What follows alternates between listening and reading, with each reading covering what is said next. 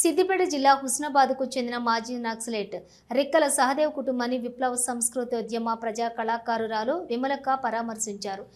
సమాజ స్థాపన కోసం పోరాడటమే సహదేవ్ లాంటి అమరులకు సరైన నివాళి అని విమలక్క అన్నారు.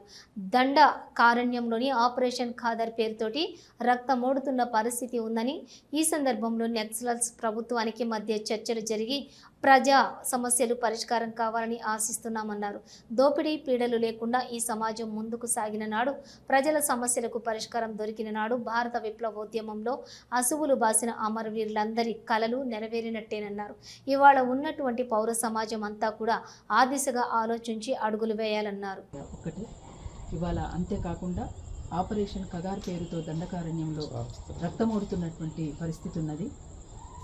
ఆ సందర్భంలో అక్కడి నుంచి మేము చర్చలకు రెడీ అని రావడం, దానికి సానుకూలంగా ప్రభుత్వం స్పందిస్తుందని, ఇరువైపుల నుంచి చర్చలు జరిగి ఆ చర్చలతోటి ప్రజా సమస్యలు పరిష్కారం కాగలదని మనమంతా ఆశిద్దాం.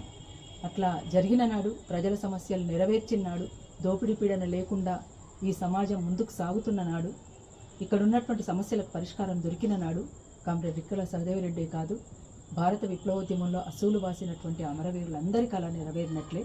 అట్లా నెరవేర్చడానికి ఇవాళ ఉన్నటువంటి ఈ పౌర సమాజం అంతా కూడా ఆ దిశగా ఆలోచించాలని, అడుగులు వేయాలని, ముంచుకొస్తున్నటువంటి ఫ్యాసిజానికి వ్యతిరేకంగా మనం విశాల దృక్పథంతో, విశాలమైనటువంటి ప్రాతిపదిక మీద ఒక ఉద్యమాన్ని ముందుకు తీసుకుపోవడానికి కృషి జరగాలని మరొకసారి ఆలోచిద్దాం.